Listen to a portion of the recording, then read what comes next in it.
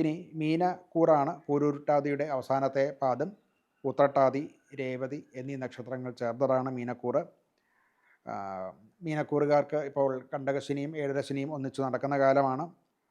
12ാം ഭാവത്തിൽ ആണ് എല്ലാ പ്രധാനപ്പെട്ട ഗ്രഹങ്ങളും.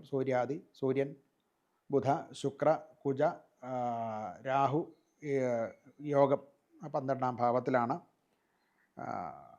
ആത്മീയ പ്രവർത്തനങ്ങൾ നടത്തുന്നവർക്ക് അനുകൂലമാണ്. അതുപോലെ ആശുപത്രി സംബന്ധമായിട്ടുള്ള ജോലികൾ ചെയ്യുക, അതുപോലെ വിദേശ ബന്ധത്തിൽ കൂടെയുള്ള ജോലികൾ, ബിസിനസ്സോ ജോലിയോ ഒക്കെ ചെയ്യുന്നവർക്കും ഒക്കെ കുറച്ച് അനുകൂലമായിരിക്കാം. മറ്റുള്ളവർക്ക് അത്ര അനുകൂലമല്ല കാര്യങ്ങൾ.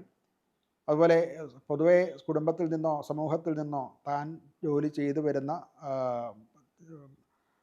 സ്ഥാപനത്തിലും മറ്റും കുറച്ച് ഒറ്റപ്പെടൽ ഉണ്ടാകാൻ സാധ്യതയുള്ള കാലമാണ്.